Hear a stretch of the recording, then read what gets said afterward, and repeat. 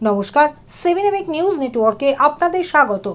মধ্যপ্রাচ্যে যুদ্ধকালীন পরিস্থিতিতেই জ্বালানি তেল সহ গ্যাস সংকটের খবর বাজারে ছড়িয়ে পড়া মাত্রই আতঙ্কে গ্যাস বুকিংয়ের হুড়োহুড়ি পড়ে গিয়েছে সাধারণ মানুষের মধ্যে। আর স্বাভাবিকের থেকে বুকিংয়ের চাপ মাত্রাতিরিক্ত বেড়ে যাওয়ায় আতান্তরে পড়েছেন গ্যাস ডিস্ট্রিবিউশন সেন্টারগুলি। সেই প্রভাব পড়েছে আম জনতার হেসেল থেকে শুরু করে হাসপাতালের কিচেন, হোটেল, রেস্তোরাঁগুলিতেও। এবার গ্যাসের অপ্রতুলতার কোপে পড়ল মা ক্যান্টিনও। গ্যাসের অভাবে অনির্দিষ্টকালের জন্য বন্ধ হতে চলেছে কামারহাটি পৌরসভার মা ক্যান্টিন। গ্যাস না পাওয়ায় চরম সমস্যায় মা ক্যান্টিনের কর্মীরা। আর মা ক্যান্টিন বন্ধ হয়ে গেলে এই ক্যান্টিনের ওপর নির্ভরশীল কর্মী থেকে শুরু করে গরিব দুস্থ মানুষেরা যে খাদ্য সংকটে পড়বেন তা বলাই বাহুল্য। বিকল্প পদ্ধতিতে এই সমস্যার সমাধানের পথ খুঁজতে পৌরসভার পক্ষ থেকে চেষ্টা চালানো হচ্ছে বলে জানালেন কামারহাটি পৌরসভার পৌরপ্রধান গোপাল সাহা।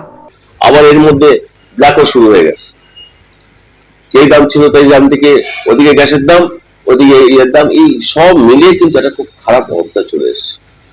জানি না কি হবে, কিন্তু এই যদি অতি সত্বর আমরা মনে করছি আমাদের গভর্নমেন্ট অর্থাৎ মাননীয় মুখ্যমন্ত্রী তিনি তো সজাগ, তিনি কেমন কি নির্দেশ দেন সেই মতো আমি কাজ করি। তার কারণ বাচ্চাদের খাওয়া না দিতে পারলে কি করে আমরা সেটা চলি, এটা তো একটা চলন হয়ে গেছে না, যে বাচ্চারা গেলে পরে তারা দুপুরে খাওয়াটা পাবে।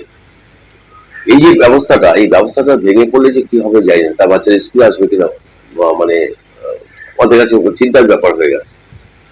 গরিব মানুষের বাচ্চা তো আসে, তারা তো এই খাবারের উপর নির্ভর করে দুপুরের খাবার। রাজাদের রিপোর্ট, 7 নিউজ নেটওয়ার্ক। জয় হিন্দ।